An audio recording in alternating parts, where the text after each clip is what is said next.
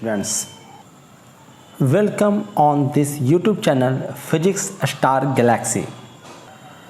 Today I have studied about Basic Introduction to Physics, Class 11th Physics Chapter 1 and 2, and I am Abhinandan Kumar Azad. First of all, I like to thank DV sir to give this golden opportunity to introduce physics to you. Dear students, I am new for you, so first of all, I like to introduce myself. This is a small introduction about me on your screen. तो without wasting your time चलिए start करते हैं। Start करने से पहले आप लोगों को बता दूं कि ये है मेरा यूट्यूब चैनल एस के आज़ाद मैकेनिकल इंजीनियरिंग। इस वीडियो का पहले की वीडियोज ऑलरेडी अपलोडेड है, तो उस चीज़ को मैं यहाँ पे कंटिन्यू नहीं करूँगा, उसके आगे मैं फॉरवर्ड करूँगा। यदि आप लोग उसको देखना चाहते हैं तो डिस्क्रिप्शन में उसका लिंक है, आप वहाँ पर जाकर उसे देख सकते हैं। तो हम लोग चलिए आगे स्टार्ट करते हैं। स्टार्ट करने से पहले मैं इसके पहले क्या क्या बता चुका हूँ वो मैं एक बार क्विक रिवाइज करा दूँ। मैं सबसे जो बेसिक क्वेश्चन जब आप फिजिक्स स्टार्ट करते हैं तो आपके दिमाग में आता है व्हाट इज फिजिक्स। इस चीज़ को मैं काफ़ी डिटेल में पहले अपने 45 मिनट के एक वीडियो लेक्चर में रिकॉर्ड करके अपने चैनल पे अपलोड कर चुका हूँ, तो वहाँ जाके आप इसको ज़रूर देखिए, जिसमें हम लोगों ने पूरा बताया था कि 11th के सिलेबस में आपको क्या क्या पढ़ना है। ठीक है, ये का डिटेल मैंने इंट्रोडक्शन दिया था कि आप लोग इस साल 11th में अगर फिजिक्स आपने लिया है, ठीक है, मेरा इस वीडियो का मुख्य मकसद है आप में फिजिक्स के से रिलेटेड इंटरेस्ट जगाना। 10th तक आप क्या पढ़ते हो क्या नहीं पढ़ते हो और आप में एक डर बैठ जाता है फिजिक्स से रिलेटेड, उस डर को आपसे दूर करना और इस सब्जेक्ट में आपका इंटरेस्ट दिलाना। क्या पढ़ना है ताकि आप जब सब्जेक्ट को सेलेक्ट करते हो तो आपको पता होना चाहिए कि फिजिक्स में आपको क्या क्या पढ़ना है। तो क्या क्या हम लोग देखने वाले हैं और क्या क्या हम लोग देखेंगे इस चैप्टर में, वो सारी चीज़ों को मैं बता चुका हूँ था। ये एक मीम है, व्हाट इज फिजिक्स में हम लोगों ने देखा था, ये सब हम लोग देख चुके थे। पूरा इंट्रोडक्शन मैं इसको फिर से मैं नहीं रिकॉल करा रहा हूँ, ये ऑलरेडी मैं एक्सप्लेन कर चुका हूँ सारी चीज़ों को। यहाँ मैं बस आपको जल्दी जल्दी क्विक रिवीजन करा दे रहा हूँ और ये मैं बता दे रहा हूँ कि हम लोग को क्या क्या पढ़ना है 11th 12th पूरा इंटरमीडिएट के सिलेबस में। मैकेनिक्स पढ़ना है जिसमें हम मोशन और विस्कोस का स्टडी करते हैं। थर्मोडायनामिक्स पढ़ना है, ये सारा साल आपको 11th में पढ़ना है। ठीक है, ये मैं सब कुछ आपको डिटेल में बता चुका हूँ ऑलरेडी, तो उसको अगर आप लोगों ने नहीं देखा है तो ये आप देख लीजिएगा। ये तीनों के तीनों आपको 11th में पढ़ना है, ठीक है, और बाकी सब के सब 12th में पढ़ना है। मैंने एक एक को डिटेल में स्टडी करा चुका हूँ, डिटेल में बता चुका हूँ क्या होता है, किसके अंदर क्या पढ़ना है। फिर मैं उसी चीज़ को दोबारा नहीं बता रहा हूँ, लिंक डिस्क्रिप्शन में होगा वीडियो का, चैनल का भी लिंक मिलेगा आपको, उसमें आप लोग जाके देख सकते हैं। पावर ऑफ फिजिक्स मैंने समझाने की कोशिश किया था कि आखिर क्यों बच्चे फिजिक्स लेते हैं। देखिए आगे भाई कई लोग कहते हैं इंजीनियर डॉक्टर बनना है, पहले समझिए कि फिजिक्स क्या है। जब तक आपका फिजिक्स में इंटरेस्ट नहीं बनेगा तब तक आपको पढ़ने का मजा नहीं आएगा। सिर्फ लक्ष्य निर्धारित करने से चीज़ों को नहीं पढ़ा जाता, सब्जेक्ट में इंटरेस्ट होना चाहिए। तो मैंने पावर ऑफ फिजिक्स बताया है कि फिजिक्स पढ़ के आप क्या क्या कर सकते हो, और ये सारी चीज़ को मैंने डिटेल में समझाया था कि न्यूटन लॉ पढ़ के आप रॉकेटरी साइंस में जा सकते हो। मैंने बताया था इलेक्ट्रोमैग्नेटिज्म पढ़ के, मैक्सवेल के इक्वेशंस पढ़ के आप टेलीकम्युनिकेशन में जा सकते हो, जिसमें अभी सबसे ज़्यादा मार काट मचा हुआ है। ठीक है, मार काट मचा होने का मतलब है पूरा उसमें कंपटीशन है। अभी यही टेलीकॉम कंपनी ही आगे बढ़ रही है, जियो आगे बढ़ रहा है, तो उसका पूरा फिनोमेना आपको इसी इलेक्ट्रोमैग्नेटिज्म में पढ़ना है, जो कि आप लोगों को पढ़ना है। फिर मैंने बताया था कि फिजिक्स कैसे काम करता है, कैसे एक फिजिकल प्रॉब्लम को हम सोल्व करते हैं। ठीक है, कैसे हम अपने प्रॉब्लम को, अपनी परेशानियों को लिखते हैं, उसके बारे में इंफॉर्मेशन गैदर करते हैं, फिर अपना एक रूल, एक हाइपोथेसिस देते हैं, फिर उस हाइपोथेसिस को दूसरे क्वेश्चन पर चेक करते हैं क्या वो हर जगह लग रहा है। ठीक है, फिर एनालाइज डेटा करते हैं, ठीक है, फिर ड्रॉ कंक्लूजन करते हैं, और अगर वो हाइपोथेसिस लग गया उस पर तो ठीक है, दूसरे क्वेश्चन पर ट्राई करते हैं उसी चीज़ को, उस रूल जो हमने बनाया। अगर एक रूल एक जगह पर सही है तो फिजिकल रूल वही हर फिजिकल सिचुएशन में सही होगा। ये होता है इसका बेसिक फिनोमेना। चलिए आगे चलते हैं, इससे आगे बढ़ते हैं हम लोग। मैंने बताया था कि हम लोग छोटे लेवल पर फिजिकल मॉडल तैयार कर लेते हैं और फिजिकल मॉडल पे हम लोग स्टडी करते हैं और जो वहाँ पे फॉलो रूल्स हो रहे होते हैं फिजिक्स के, उसको हम जनरलाइज करते हैं, और वही रूल्स आपके जो आप लैब में, एक तरह समझिए कि जो आप लैब में एक्सपेरिमेंट करते हैं, जो रूल्स बनाते हैं आपके इस रूल्स को, ये चीज़ें फॉलो कर रही है, तो उसी चीज़ को बाहर की भी जो बायड एरिया है उसमें भी वो रूल्स फॉलो होगा, और यही एक थ्योरी, एक फॉर्मूला, एक फिजिकल लॉ बन के निकलता है। मैंने बताया था physics the study of nature and natural laws. ये नेचर जो है एक रूल को फॉलो करती है, अपने मनमानी से कुछ नहीं होती है, अगर ईश्वर है तो भी वो अपने मनमानी से आपके किस्मत के फैसले पासे फिक कर नहीं करती, वो भी एक नियमों से बंधा हुआ है। इसको हमारा साइंस भी मानता है और इसके हमारे धर्म ग्रंथ भी मानते हैं कि पूरी दुनिया कुछ नियमों से बंधी हुई है, और अगर खुद ईश्वर भी इस धरती पर आता है तो उस नियमों से बंध जाता है, और यही कारण है कि राम भगवान को भी मृत्यु प्राप्त करना पड़ता है। ठीक है, मैंने बताया था ये नासा वाला सब चीज का डिटेल आपको दिया था। आज हम लोगों को जो पढ़ना है वो है मेजरमेंट इन फिजिक्स। ये एक इंपॉर्टेंट टॉपिक है। जेईई मेंस में एक क्वेश्चन आपका मेजरमेंट से होता ही होता है। और एक चीज जानिए, फिजिक्स के जितने भी फिजिकल क्वांटिटी हैं सबका मेजरमेंट होना ही है। जिस फिजिकल क्वांटिटी का मेजरमेंट नहीं हो सकता उसको हम फिजिक्स में नहीं पढ़ेंगे। ठीक है, वो फिजिकल क्वांटिटी ही नहीं है। जैसे आपकी हैप्पीनेस का कोई मापदंड नहीं है, किसी स्केल नहीं बनाया गया है, इसलिए उसको हम फिजिक्स में नहीं पढ़ेंगे। तो फिजिक्स की जितनी भी फिजिकल क्वांटिटी है उसको मेजर करना है। उसको मेजर करने के लिए हमने स्केल बनाया। ऐसा नहीं कि कुछ पहले से डेटा हमारे पास था, नहीं, हम कंपेयर करके ही मेजर करते हैं। हम किसी को रेफरेंस मान लेते हैं कि भाई इतना रहेगा तो हमको 0 कहेंगे, इससे इतना आगे रहेगा तो 1 कहेंगे, इतना आगे और बढ़ेगा तो 2 कह देंगे, फिर आगे उतना ही बढ़ जाएगा और तो 3 कह देंगे। इस प्रकार से मेजरमेंट होता है। उस चीज़ों को हम लोग एक एक करके समझते हैं कि मेजरमेंट क्या है। तो physical experiments involves the measurement of a variety of quantities. जो भी आप फिजिकल एक्सपेरिमेंट करते हैं, आप बचपन से करते आए होंगे, 10th में क्या होगा, 9th में क्या होगा, तो वहाँ पे भी हर क्वांटिटी को आप मेजर जरूर करते होंगे। बिना मेजर करके फिजिक्स का एक्सपेरिमेंट नहीं हो सकता, उसमें कुछ ना कुछ आप मेजर जरूर करते होंगे। ठीक है, These measurements should be accurate and reproducible। तो आपने जो एक्सपेरिमेंट किया वो एक्यूरेट होना चाहिए, जो आपने डेटा लिया है वो एक्यूरेट होना चाहिए और रिप्रोडक्टेबल होना चाहिए। यानी कि फिर से अगर एक्सपेरिमेंट करते हो तो वही डेटा आना चाहिए। अगर बार बार एक्सपेरिमेंट कर रहे हो, डेटा ही बदल जा रहा है, तो भैया उसका मतलब ही नहीं बनेगा कुछ। ठीक है, तो ये आपका जो मेजरमेंट लेते हो उसका 2 चीज़ें होना चाहिए। एक तो एक्यूरेसी होना चाहिए, एक्यूरेट होना चाहिए, और रिप्रोडक्टेबल होना चाहिए। ठीक है, अगर उसको हम फिर से एक्सपेरिमेंट करते हैं तो वही आपका जो डेटा आया है वही आना चाहिए। The first step in ensuring accuracy and reproducibility is define the unit in which the measurement are made। तो यदि हम एक्यूरेसी और रिप्रोडक्टिबिलिटी की बात करें तो उसके लिए हमें एक चीज़ आएगी, वो है यूनिट। यूनिट क्या होता है उसको हम लोग थोड़ा समझेंगे धीरे धीरे। जैसे यहाँ पे देखिए मेजरमेंट फिजिक्स में कि भाई ढेर सारे अपने लोग अपने अपने यूनिट में मेजर करते हैं। ठीक है, कुछ मेजर करते हो जिसमें पानी को अलग जगह चीज़ों में मेजर करोगे तुम। ठीक है, और आप खाने की चीज़ें उसको अलग चीज़ों में मेजर करोगे। जैसे एक केला कहोगे, एक सेब कहोगे, एक पानी थोड़ी ना कहोगे आप। ठीक है, सोचने वाली बात है। एक केला कह सकते हो, एक सेब कह सकते हो, पर एक पानी कैसे बोलोगे। ठीक है, तो इसी चीज़ों को, समस्या को समाधान करने के लिए सब लोगों ने अपना अपना ढंग से मापते थे, क्योंकि पहले तो भाई सब लोग, दुनिया कटी फटी थी।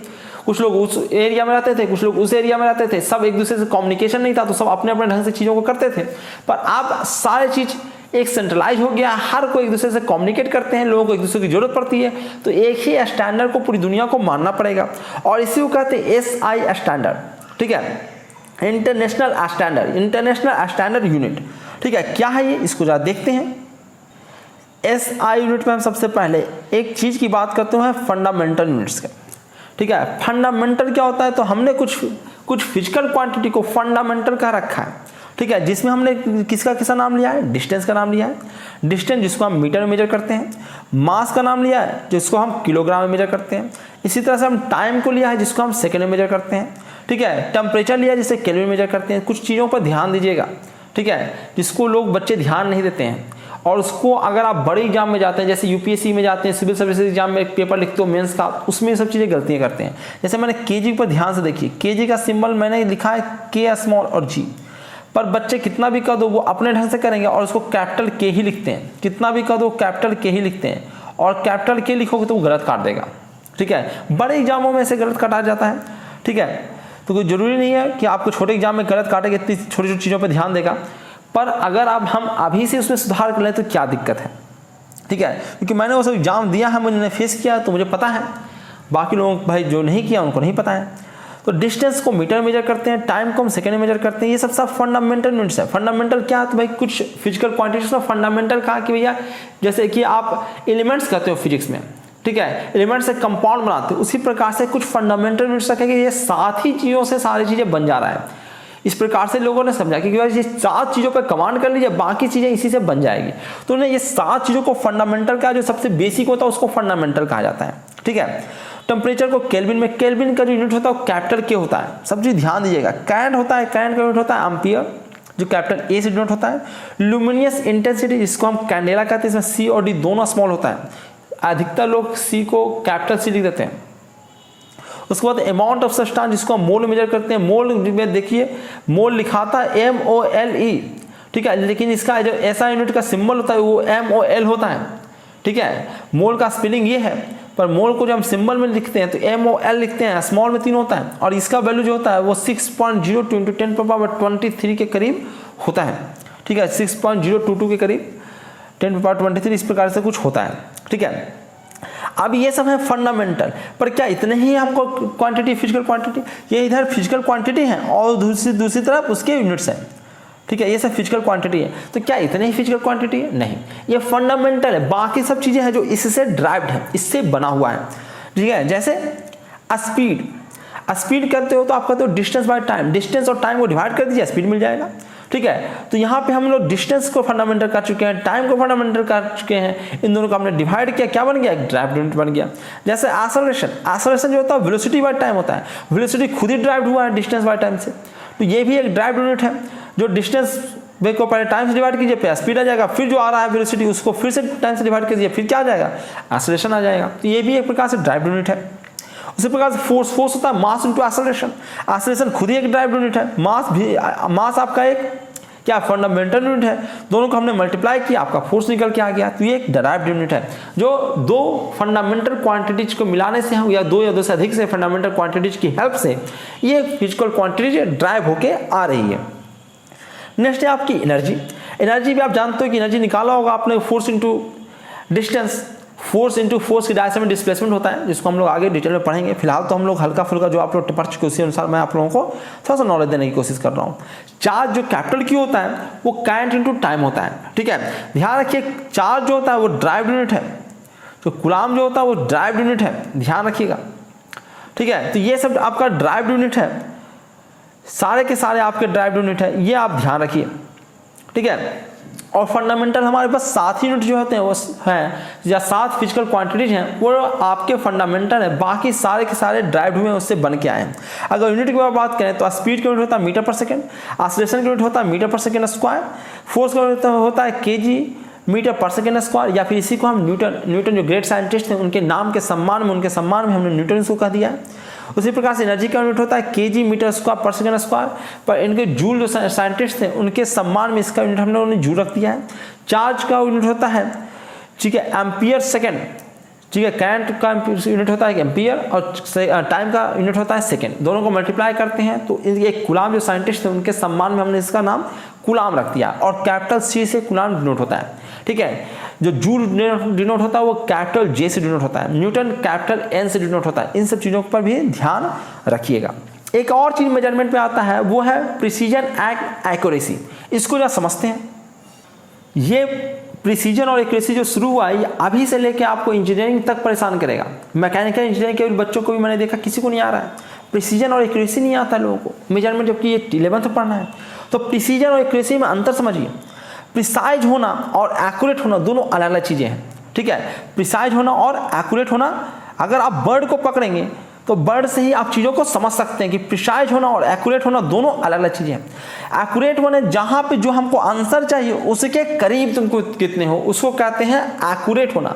प्रिसाइज मतलब होना तुम जो आंसर ला रहे हो वही तुम बार बार सोल्व करके ले आ रहे हो कि नहीं ले आ रहे हो, उसको कहते हैं प्रिसाइज होना, ठीक है। यानी कि तुमने बार बार सोल्व करेगा तो मेरा आंसर है 10, तो 10 के करीब अगर तुम 9, 8 ये सब ला रहे हो तो तुम समझो कि तुम एक्यूरेट हो, ठीक है। प्रिसाइज का मतलब हमारा आंसर तो है 10, पर तुम ले रहे हो 5, 6, 4 ऐसे कुछ डेटा ला रहे हो, ठीक है। इसका मतलब है तुम आंसर के करीब तो नहीं हो, पर ये है कि तुम प्रिसाइज हो, जो भी आंसर ला रहे हो तुम कह रहे हो सर हमारा आंसर तो इतने आ रहा है बार बार, ठीक है। या जो भी डेटा जो भी मेजरमेंट आप ले रहे हो, तो यही है प्रिसीजन और एक्यूरेसी में डिफरेंस, जिसको हम और डिटेल में मैं आपको बताता हूँ, यहाँ पे डायग्राम से समझाने की कोशिश करता हूँ। क्या है भाई, तो देखिए यहाँ पे उसने क्या किया, यहाँ पे उसको हिट करना था, ठीक है। ये जो बत्तख है इसको तीर मारना है आपको, ठीक है। तो देखो तीर कहाँ लगा, जहाँ जहाँ डॉट है ना वहाँ पर तीर मारा है, ठीक है। तो यहाँ इसका मतलब है ना तो एक्यूरेट है, एक्यूरेसी मतलब होना तो चाहिए था कि इस बत्तख को अगर हमको तीर मारना तो बत्तख को तो तीर लगना चाहिए था ना, तो एक्यूरेसी है नहीं उसकी, प्रिसीजन भी नहीं है। प्रिसीजन कभी यहाँ मार दे रहा है, कभी यहाँ मार दे रहा है, कम से कम वो जहाँ मार रहा है वहीं तो कम से कम मारे। अरे कभी यहाँ मार दोगे, कभी अरे बॉलिंग कर रहे हो, चलो ठीक है विकेट पे नहीं मार रहे हो तुम, देखो मैं समझाता हूँ। देखो अगर तुम विकेट पे सारे बॉल हिट कर रहे हो तो समझो कि तुम एक्यूरेट हो, ठीक है, क्योंकि तुम्हारा काम क्या है विकेट पे हिट कर मारना, विकेट पे बॉल कर रहे हो तो समझ लो क्या हो, तुम एक्यूरेट हो, एक्यूरेसी अच्छी है तुम्हारी। पर प्रिसीजन का मतलब क्या है, प्रिसीजन का मतलब है भैया हमको विकेट पे नहीं मारना है, हम उसको ऑफ साइड में बॉल खिलाना चाहते हैं और सारे बॉलें मैंने ऑफ साइड में ही खिला दिया, 6 के 6 बॉल, तो समझ लो कि तुम्हारी एक्यूरेसी तो नहीं है पर प्रिसाइज हो तुम, ठीक है, जो तुम चाह रहे हो वो कर रहे हो, ठीक है। तो दोनों अलग अलग चीजें हैं, जैसे कि यहाँ पे ना तो उसका प्रिसीजन है ना ही उसकी एक्यूरेसी है, ठीक है, ना ही तो वो एक ही जगह हिट कर पा रहा है, ना ही वो अपने टारगेट को हिट कर पा रहा है। यहाँ देखिए यहाँ एक्यूरेसी तो है, एक्यूरेसी मतलब ये देखो बत्तख के आसपास ही सारी चीजें मार रहा है, बत्तख को ही मारना है और बत्तख के आसपास ही वो तीर मार रहा है कि प्रिसीजन नहीं है, प्रिसीजन नहीं है मतलब कभी इधर मार दे रहा है, कभी बत्तख कभी इधर मार दे रहा है, कभी इधर मार दे रहा है, भैया एक ही पॉइंट पे तो मारो कम से कम। तो ये आपका एक्यूरेट तो है, बत्तख को मार तो रहा है पर बत्तख के आसपास तो है पर प्रिसीजन नहीं है।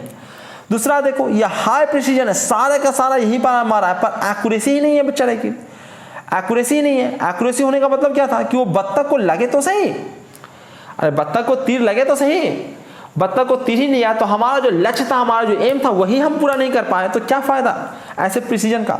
यहाँ पे देखो हाई प्रिसीजन और हाई एक्यूरेसी है, यहाँ पे बत्तख को भी मारा है और एक ही जगह पे मारा है, कितनी मजा आ गया, मारा भी मैंने और एक ही जगह पे मारा, ठीक है। तो इसको कहते हैं हाई प्रिसीजन और हाई एक्यूरेसी। कोई भी इंस्ट्रूमेंट होगी, कोई भी फिजिकल इंस्ट्रूमेंट होगी मेजरमेंट का, वो हाईली एक्यूरेट और हाईली प्रिसाइज होना ही चाहिए, ठीक है। हाईली एक्यूरेट मतलब जो आंसर हम जानना चाहते हैं वो आंसर लाके दे, दूसरा बार बार वही आंसर लाके दे। ऐसा ना हो कि भाई एक्यूरेसी तो है, ठीक है, पर देखो एक्यूरेसी पर 10 भाई एक्यूरेसी है पर वो दूर दूर वैल्यू ला रहा है, बार बार हम मेजर कर रहे हैं कुछ और आ जा रहा है, किसी और में मेजर कर रहे हैं कुछ और आ जा रहा है, तो ये भी इंस्ट्रूमेंट में हम पकड़ ही नहीं पाए कौन सा रीडिंग लें, एक ही चीज को हम बार बार मेजर कर रहे हैं तो चीजों को अलग अलग बता रहा है। तो इंस्ट्रूमेंट वही अच्छी है या वही रीडिंग अच्छी है जो हाई प्रिसीजन में रखे और हाई एक्यूरेसी भी रखे, ठीक है। यहाँ पे आपके एक साइंटिस्ट हैं, उनके नाम जानिए, उन्होंने कहा था इट्स बेटर टू बी रफली राइट देन प्रिसाइजली रॉन्ग, ठीक है। आप रफली राइट हो रहिए वो तो भाई सही है पर प्रिसाइजली रॉन्ग होना बहुत गलत है। अगर रॉन्गली आप एक ही जगह पे करते जा रहे हो, देखो जो गलतियां कर रहे हो और ये देखो प्रिसाइजली गलती कर रहे हो, ये बड़ा खराब चीज है, ठीक है। तो ये सब चीजें था, यही मैं आप लोगों को बताना था। उम्मीद करते हैं आपको ये प्रिसीजन चीजें समझ में आई होगी। मैं थोड़ा सा प्रिसीजन को और डिटेल में थोड़ा बता दूं, उसके बाद इस क्लास को खत्म करूंगा।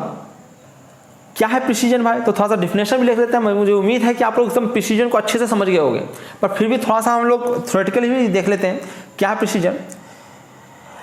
Precision is a series of measurement in an indications of the arrangement among repetitive measurement. A high precision measurement expresses high confidence that the measurement lie within a narrow range of values.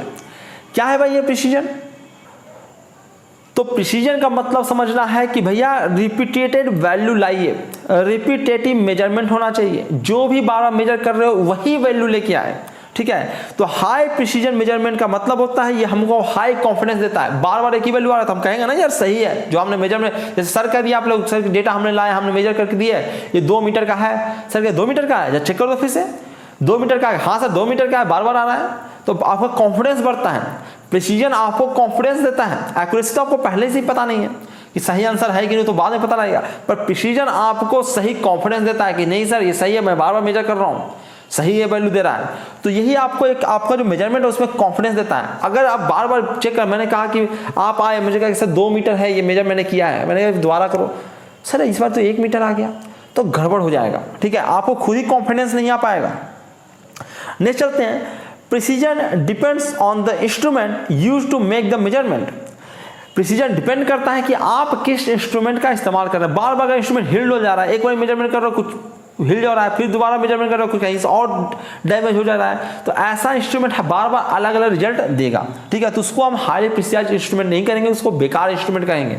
ठीक है, the precision of a measurement is 1/2 the small division of the instrument for analogous and 1 least significant digit for digital. ठीक है, इसको हम थोड़ा सा और detail में समझेंगे आगे के जो क्लासेज है उसमें।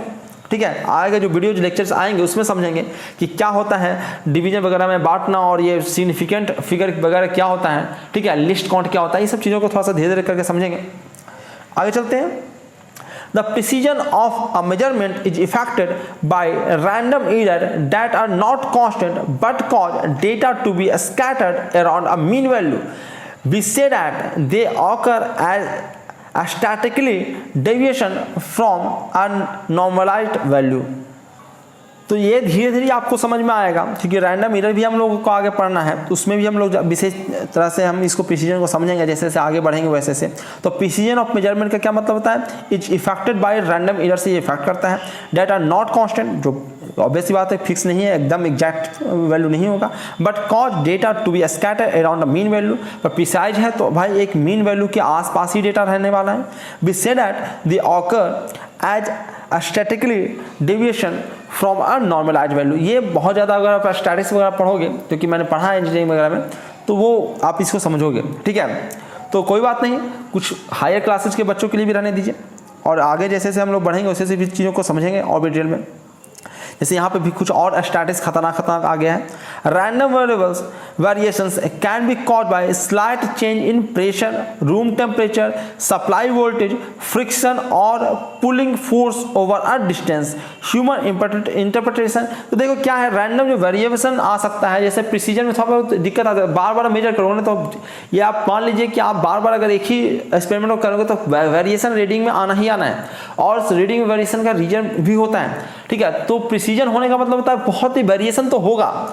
ठीक है, एरर तो आएगा, रैंडम एरर तो आना ही आना है, वो हर हाल में आना है। पर प्रिसीजन, इसलिए तो मैंने जब एक ही पॉइंट पे नहीं मारा, आसपास मारा। प्रिसीजन का मतलब होता है वैल्यू में वेरिएशन तो ऊपर बहुत ही कम हो, वेरिएशन आसपास ही वैल्यू आए, उसको कहते हैं प्रिसीजन। और वो क्यों आता है, तो रूम टेम्परेचर बार बार बदलता है, रूम का प्रेशर बदलता है। ठीक है, सप्लाई वोल्टेज, अगर तुम एक्सपेरिमेंट कर रहे हो करंट वगैरह दो तो सप्लाई वोल्टेज में वेरी करता है। ठीक है, फ्रिक्शन और पुलिंग वगैरह फोर्स लगा रहे हो तो उसमें फ्रिक्शन वगैरह का वैल्यू वेरी करता है। इस कारण से आपका जो रीडिंग लेते हो, बार बार आपका रीडिंग में कुछ ना कुछ अंतर देखने को मिलता है। ठीक है, human interpretation is also a source of random error. आप ह्यूमन जो इंटरप्रिटेशन है उसको जो कर रहा है एक्सपेरिमेंट, उससे भी बार बार गलतियां होती है। कभी आप सीधा से स्केल नहीं देखोगे। ठीक है, बच्चे तो और हुड़चुड़ करते रहते हैं, वो कभी गलती करेंगे, कभी हिला देंगे, कभी कुछ करेंगे, कभी तो ह्यूमन से भी कुछ गलतियां होती है, जिसके कारण भी रैंडम एरर आता है। Such as how the instrument scale is read between divisions. और यही कारण है, ये सब सारे गलतियों के कारण ही, ठीक है, आपको प्रिसीजन का मतलब बनता है। ठीक है, क्योंकि अगर हर बार एग्जैक्ट दो वैल्यू ही देता रहेगा तो फिर प्रिसीजन का कोई मतलब ही नहीं बनेगा, क्योंकि हर बार एक ही वैल्यू दे रहा है। तो प्रिसीजन का मतलब होता है कि थोड़ा सा आगे पीछे अगर हो रहा है तब भी कहते हैं कि नहीं ये प्रिसाइज है, ठीक है, बच्चे से थोड़ा बहुत इधर आ गया होगा, हिल गया होगा एक्सपेरिमेंट में, कोई बात नहीं है, इतना चलेगा।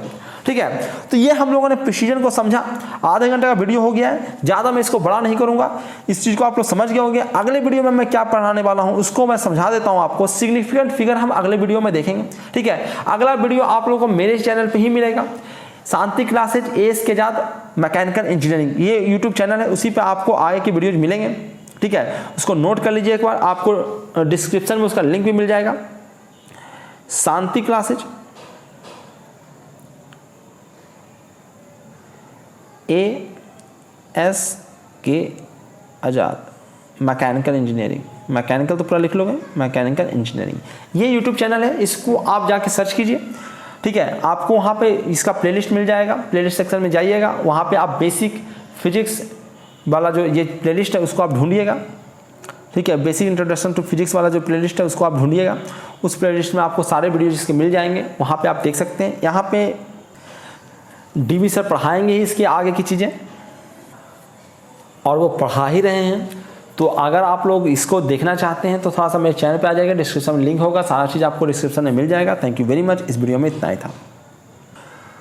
कोई क्वेरी है तो आप मुझे कमेंट सेक्शन में बता सकते हैं, मैं आप लोगों की क्वेरी को देखूंगा और उसको सोल्व करने की कोशिश करूँगा। या फिर मेरे चैनल पे भी आके आपको मुझे मेल वगैरह कर सकते हैं, चैनल के अबाउट में आपको मेल वगैरह मिल जाएगा, आप वहाँ से मुझे कॉन्टैक्ट कर सकते हैं। Thank you very much. इस वीडियो में इतना ही था।